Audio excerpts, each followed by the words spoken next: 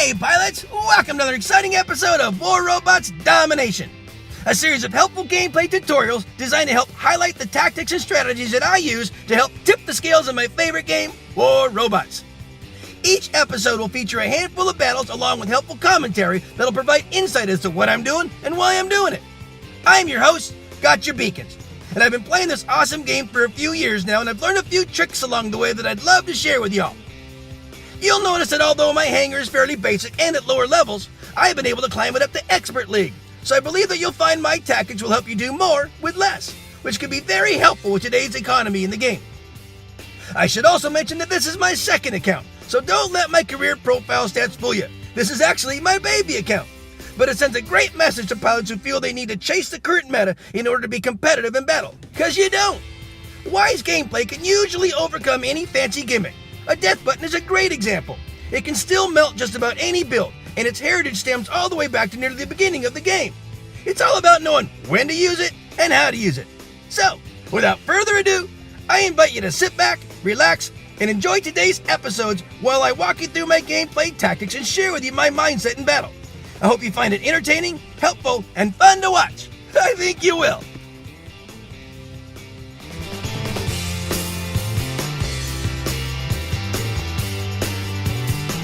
Let's start by introducing my hangar. We got Frick and Frack, the Death Button Raven and the Russian Death Button Raven. Then we got the General, the Trident Fury. And we got Reaper, the Avenger Bulwark. And then we got Buzzkill, my Spark Scorched Mender. The bots are all at level 6, the weapons are at level 9. I'm currently at Expert 2, even though this is kind of a diamond hangar. I'm calling this episode Redemption, and you'll see why here in a second. Enjoy my friends in the background and status as they play their awesome song, November. It's got a great sound to it. This is Canyon. I opened up Canyon in my General, my Trident Fury, and get over to that bridge where I can kind of take an eye on underneath the overpass over there in the center. I call this Redemption because I'm looking around at my crew. You got this Frankenstein build walking next to me. I saw another one taking off towards center. You've got about 2 or 3 support bots zipping over here to this far end here, and not too many people rushing up to center. Usually what you try to do is you kind of spread out your resources a little bit.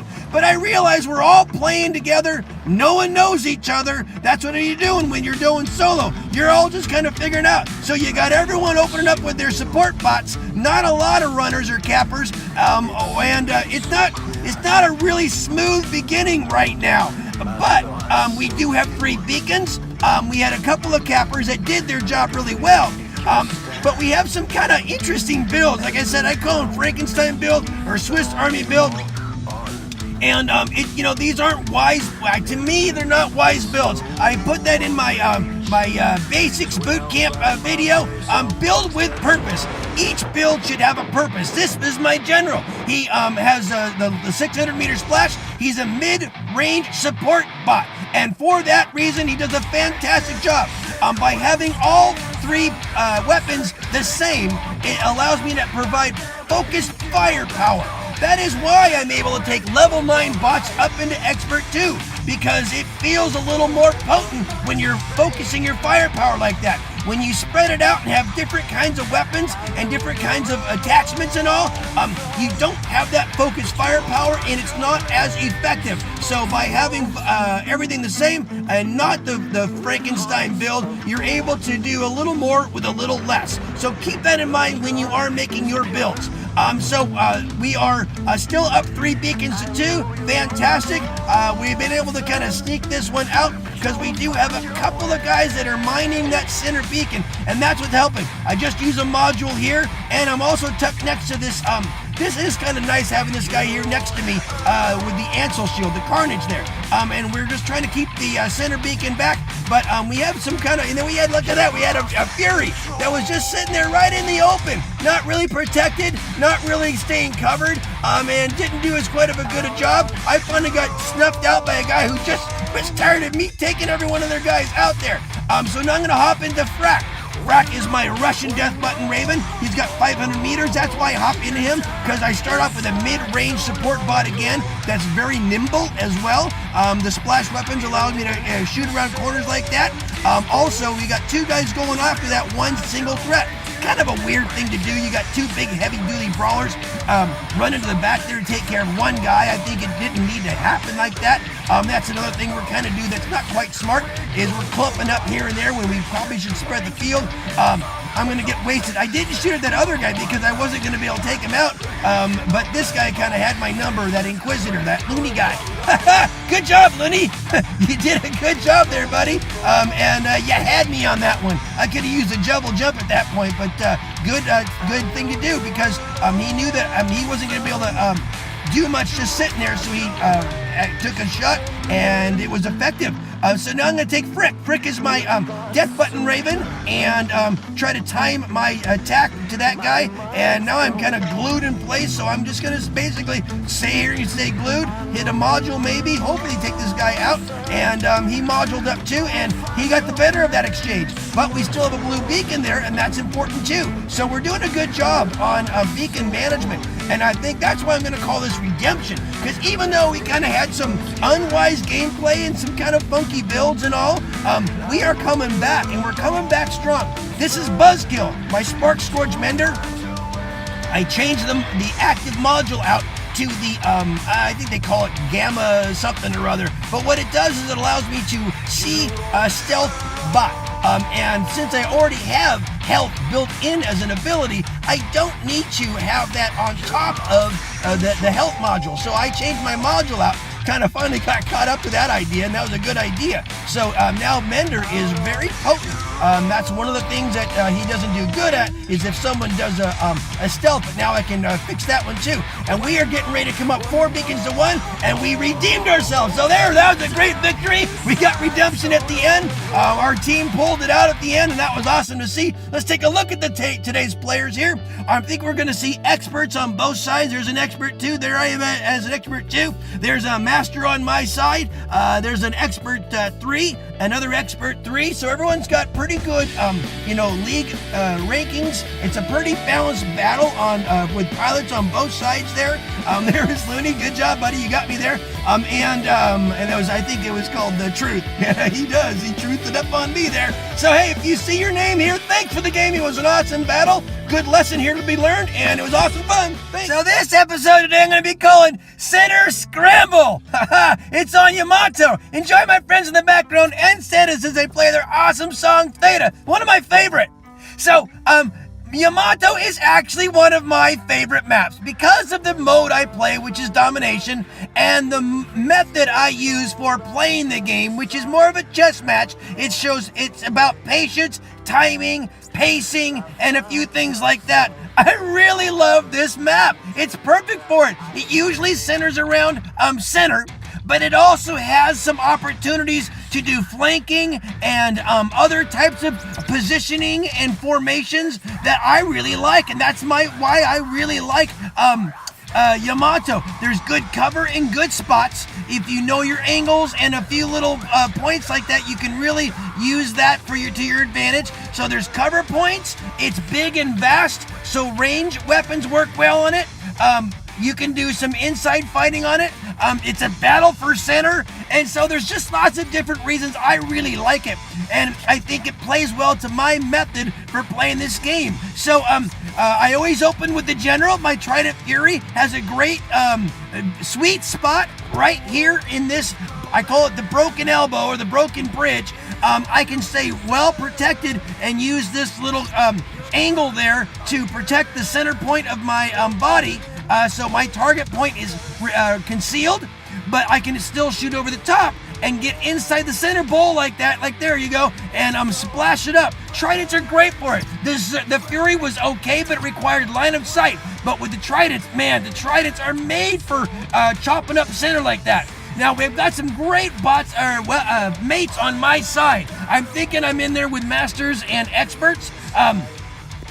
There's a Marty dude right there on the ramp. He is from the Hulk clan, and he's running a Zeus Fury, my old favorite. And so I got a lot of respect for him, and I know he knows what he's doing over there too. I can kind of tell he's using an angle. He's using a module right now to heal up. Modules are a reality today. Everyone's getting used to them, but remember that too. Make sure you take a guy all the way out. Don't count him dead until you see his name go up to heaven. But you can also see when someone is leveling up. I think that's nice that the developers put that graphic in, so I can tell when one of my mates is getting ready to heal himself up, so I know he's got a little more health, and you can kind of plan for that too. It'd be nice to see everyone's health and where they're at, so you know if your mate's getting ready to die or not. But I think that's all part of this, the mystique of the game, and it requires a little more planning. But anyway, so I went through the general. Now I'm in Frack. Frack is my Russian Death Button Raven, knowing that I'm in with the guys that are in much higher power than me, again with MK2 health. These guys, even with my level 9 weapons, sometimes I don't even make up much of a dent when normally I would. So what I have to do when I'm in like this is play conservative. And to hold center, you don't get up there in the bowl like that. You stand back here on the ramp and kind of guard it from behind. And then if anyone does actually walk up the far ramp, up into it, then you go in there and contest them. But if you do it right, this can kind of be your protection spot. You're kind of safe from harm, and you can kind of stay here down on the ramp protected. And then if anyone comes up, you can kind of use you and your mates to give some focused firepower. Ooh, so there's a guy over there with Natasha with I think geckos and Trebs, and so I got to be watching my my target point, so I can get over to the right side of that ramp and use kind of an angle, or that post right there too. But I gotta be aware, but I also gotta be watching any other threats coming up on the flanks like that. So it's just a matter of kind of watching all the angles. This center is gonna be a scramble for sure though, and it's just a matter of me and my mates. Now I'm gonna go ahead and do a sacrifice run because I want to take that guy down as much as possible so my mates can finish him off. That's part of teamwork here. Sometimes you're in a situation where you pretty much have to sacrifice yourself to get a good chunk out of a red, so then your teammates can finish him off. So make sure you're ready to do that. I have more bots where that came from. Now I'm in Frick. He's my Death Button Raven. Very potent, at least normally. But now again, against high-level bots, even a full salvo won't be a death button for these guys. But I can at least do something. I'm going to go ahead. This is another sacrifice run. I'm taking this guy's shield down. Why? So now the rest of my mates can take him out easily. He's going to get ready to liberate that. But no, there you go. And that's a victory, guys. Great job on our team. Everyone did a great job. There's Marty Dew at the top there. Let's look at the rest of my team. But he did a great job. I knew he was going to. There's a master on my team. There I am in third place. Hey, at least I'm not bringing up the caboose there. And then a couple more experts on the team here. Everyone did a good job on both sides. Our team just did a really good job of beacon management and keeping that center beacon managed and on our side most of the time. And then what we did is we guarded it from by staying back and just holding it and trying to melt anyone as they approached or as they got up onto the center ramp there. So that was awesome. Good job on guys. If you see your name, thanks for the game. It was a great lesson. Great one to watch here, guys. Peace out. This week's skirmish is called Kill Me If You Can. You're going to see why here in a second. Enjoy my friends in the background and status as they play their super cool song, War. Perfect for this week's skirmish. So this week's skirmish is a bunch of physical shield bots with energy weapons. How fun is that? I opened up in Gareth and realized I really want to kind of go into this Galahad. This Galahad has Sparxes and Scourges on it. And the physical shield on the Galahad is amazingly strong. So I think this is the greatest, I think this is the best build on this week's skirmish for this thing. Now it is called Kill Me If You Can because everyone's got physical shields, but it's important to know physical shields can be taken down by energy weapons eventually. And I believe this again is the best build for that. The skirmish or the Scourges and Sparks really can melt down one. I use them on my Mender and I know what they're capable of, so I think this is the best build. Strongest shield, I think, other than maybe Rhino, but Rhino's weapons aren't as strong. I don't think they're as powerful. And obviously the mobility of Galahad is very good too. So that's what I opened up with, and I'm gonna see how far I can get. Team Deathmatch, not my favorite mode. I usually play Domination. I think it's a more tactical, challenging, and chess match-like mode, but this is Team Deathmatch. I mean, this is Kill Me If You Can, so it may make more sense to have this mode for this particular skirmish. This is only my second game of skirmish that I've played so far this week, and so far they've both been team deathmatch. So we'll see if I play a few more, if it ends up being any other modes. But here we go. So far, Galahad's taken a few out. He's done quite a bit of damage, and I'm just going to keep going at it. Now, the thing about skirmish every week is because everyone's got equal powered weapons, equal hangers, the matchmaking doesn't consider what rank you're in when it puts you in a battle with someone else. So you're going to have all sorts of levels of pilots on your team, from bronze all the way up to champion on either side. So, there's going to be some highly skilled pilots, and there's going to be some pilots that really have no idea what they're doing, or they're still kind of getting it figured out.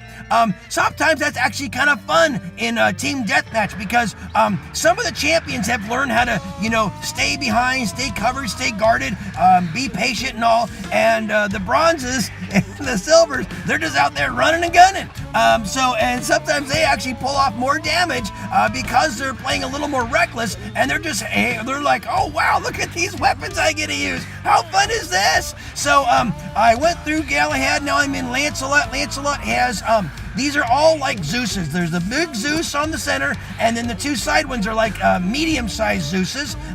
The shield on a Lancelot is not actually as strong as the Galahad, and so it's still important to use cover, and I can't put concentrated firepower on anyone. It's a little zap here, a little zap there, so it's not quite doing as much melting. Hey, this guy lost his shield though. You're gonna get shot in the butt. Boom!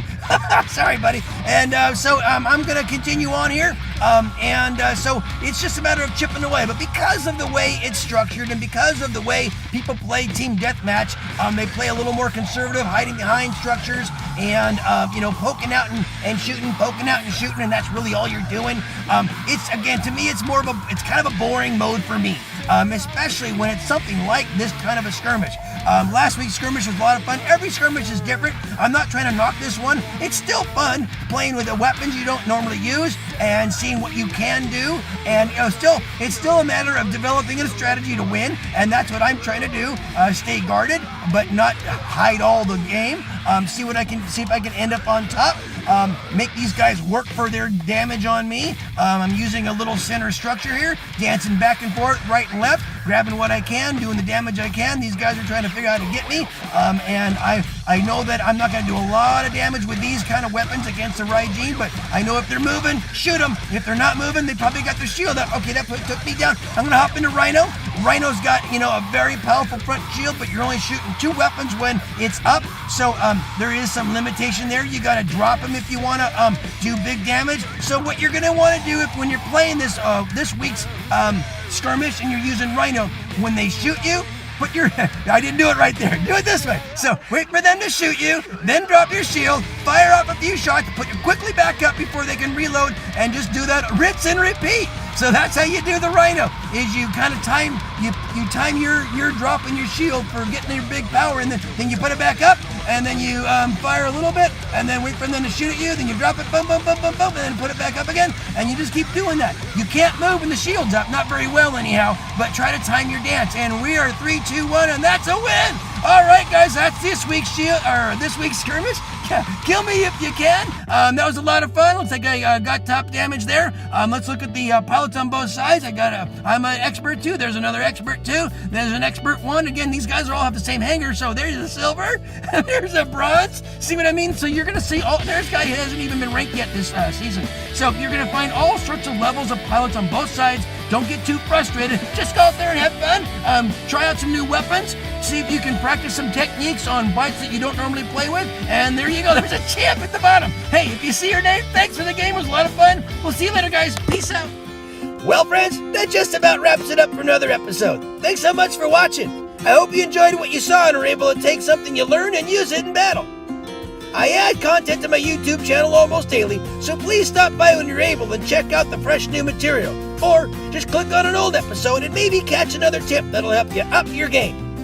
If you like what you see, please tap on the red subscription button and then tap the bell to be notified when new episodes are released. It would also be helpful if you could make a comment about the video, whether it's an example of how the episode helped you, or maybe additional advice to help elaborate on the tactics I shared.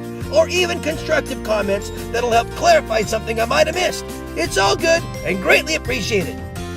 Finally, this game is full of challenges and can create frustration for some who are simply trying to have fun with this awesome game. My goal is to provide you all with helpful information and help reduce the frustration and increase the fun. So, if you feel these videos are helping you, please share them with a friend, someone who you think might benefit from them. Well, that's about it for today, guys. As always, keep 'em blue out there, and I hope to see you on the battlefield. Make sure you're having fun, though, because if you're not, you're doing it wrong. I love you all for your support. Play well. Peace out.